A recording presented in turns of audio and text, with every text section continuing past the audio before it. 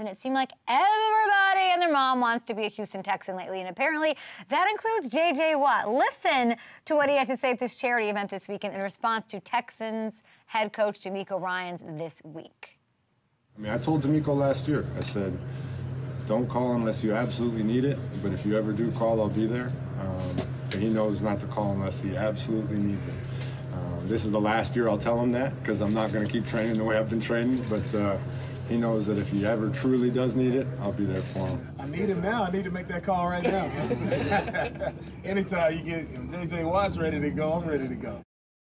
So when I first heard JJ say it, I was like, yeah. We asked Calvin Johnson about it. Yeah. Like, not going to happen. But then hearing Demeco, I'm like, is there a chance here that this actually happens? The big meaning in all of this, of course, isn't about this actually happening, but the thought in JJ's mind, the fact that we're seeing Houston be a place that people want to go, something that we've seen with the Lions in the past couple of seasons. It's incredible in such a short period of time. I just want to give H-Town some love here. What has happened under the tenure of Nick Caserio, who I think deserves the credit here. He inherited a hapless, hopeless situation in 2021. This roster was decimated. The Deshaun allegations began 2 months after he got there and took the job. Like, that's what he got on his plate.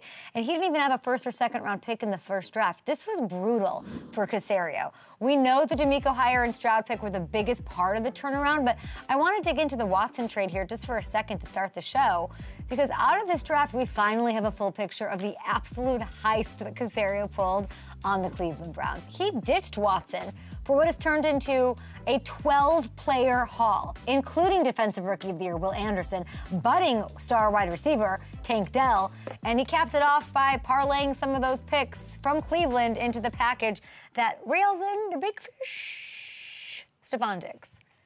The Texans, they've had some success before. This is the first time in franchise history that they have been the fun team to root for. They've never really been called, even in the Arian Foster fun, never really like the fun team, and a team that has legitimate expectations to contend in the AFC.